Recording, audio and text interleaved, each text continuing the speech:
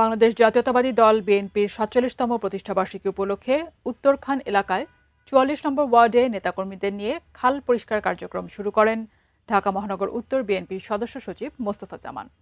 বুধবার দুপুরে উত্তরখান থানা ৪৪ নম্বর ওয়ার্ড বিএনপি আয়োজিত খাল পরিষ্কার কার্যক্রম অনুষ্ঠানে যোগ দিয়ে শতাধিক নেতাকর্মীকে নিয়ে খাল পরিষ্কারে নামেন মোস্তফা জামান। তিনি আগামী ৭ দিনের ভেতরে ৩টি ওয়ার্ডে খাল পরিষ্কার হবে বলে আশা ব্যক্ত করেন।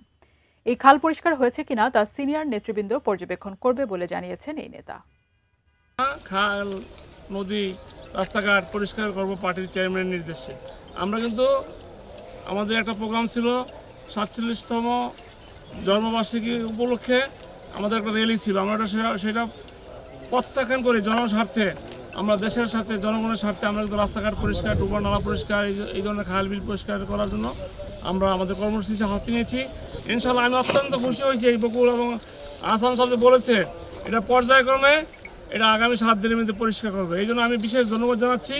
আমি পরিষ্কারের পর আপনারা আমাকে বলবেন, আমরা আবার পার্টির পক্ষ থেকে এসে দেখে আমরা পার্টির উপরে রিপোর্ট করবো যে এরা কথা দিয়েছিল এবং জনস্বার্থে কাজগুলো করেছে। আমরা বিশ্বাস করি আপনারা করতে পারবেন এবং আমাদের অন্যান্য ওয়ার্ডগুলোতে শুরু করা উচিত, কারণ এটা আমার পার্টির চেয়ারম্যানের এটা নির্দেশ। এখন ৪৪ আছে, ৩৫ আছে, ৪৬ আছে, সবাই শুরু করা উচিত। তারপরে পর্যায়ক্রমে দক্ষিণখান, উত্তরখান, তুরাগেও শুরু হয়েছে। আমরা ঢাকা শহরের সব জায়গায় কিন্তু করতেছি।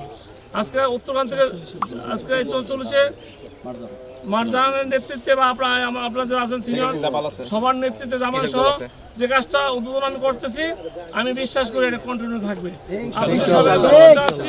আপনারা জনগণের পাশে আছেন, জনগণের পাশে থাকবেন এবং জনগণের ভোটের মাধ্যমে আমাদের ক্ষমতায় আসতে হবে। সবাইকে ধন্যবাদ। খোদা হাফেজ। বাংলাদেশ জিন্দাবাদ। আসসালামু আলাইকুম। মিলে এটা পর আমরা মাছ শেষ করবো। মাছে বাঙালি বাংলাদেশ সবাই মাছ খাইবো ইনশাল্লাহ। মাছ খাইয়া সবাই এলাকার লোক যারা আছে সর্বদলীয় সবাই থাকবো, এর ভিতরে পর্যটন শেয়ার থাকবো ধারাবাহিক সবই থাকবো। প্রতিদিন কাজ করবো ইনশাল্লাহ। সব বিএনপি সব